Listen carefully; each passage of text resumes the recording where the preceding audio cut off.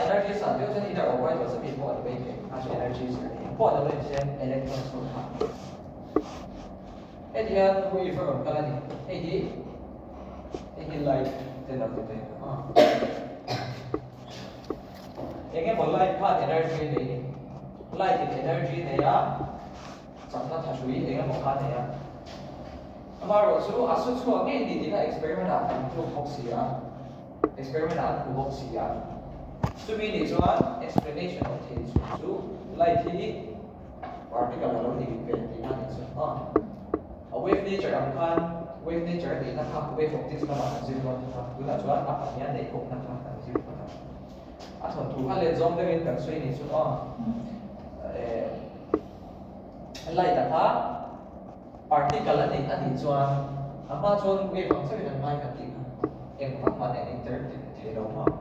a kal tlang se ka ka na ya ma ro chu particle ani kan ti chuan energy nei box si chuan particle ang kasi ang mga ila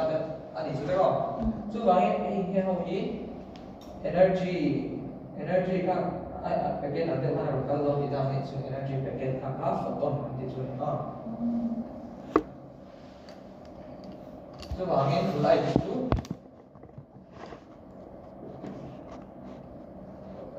wave tadi amin su wave ang zona na electromagnetic wave itu ini lain. Kasi particle ang zona ka suidon chuan particle ang zona ating chu photon na chu. Bangin zeti ade dina nature zeti ani.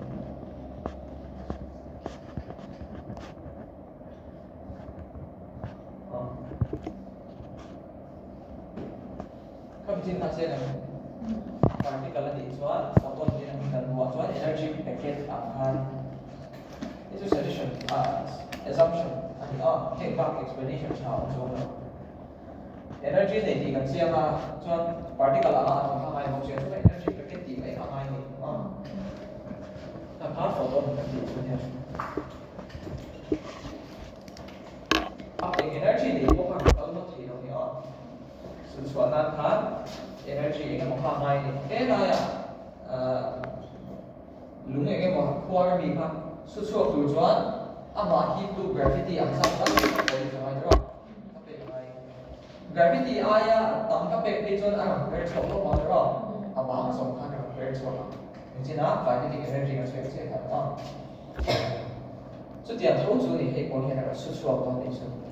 so bi a xuất xuất na energy tlem ti ver chu work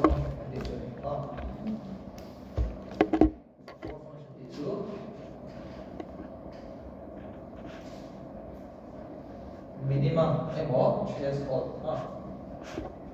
minimum threshold thì anh minimum or threshold energy required to eject electron.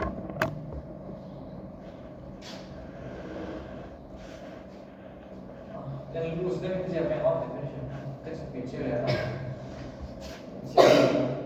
energy electron switch what inana energy is empty very ina so energy to again and this one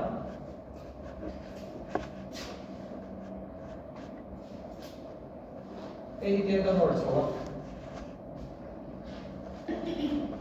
energy ka pwede na ang orso sampo le energy ka pwede na niya le tayo na ka energy fake so pwede mo nito ka pwede sampo le ang ang so ka di na ni kung dia su ama ha energy ha lo ko je di na energy ka pwede ha ama ha lo ko ra ka release level le ka su ya ka ni energy ni so bangin work done ka potential energy ama ay whole ko tadi so kinetic energy ay convert din na ni so diyan thau so ni ke ko he ya work ka dana ni ke lai ni ya che ni an work asu su ni so bangin ang work done to light photon ha so an light energy to beta so an energy ka so an kinetic energy ni na ma te ka lo te na ni so work done to heng ho unit hi ai ang vek o an SI which true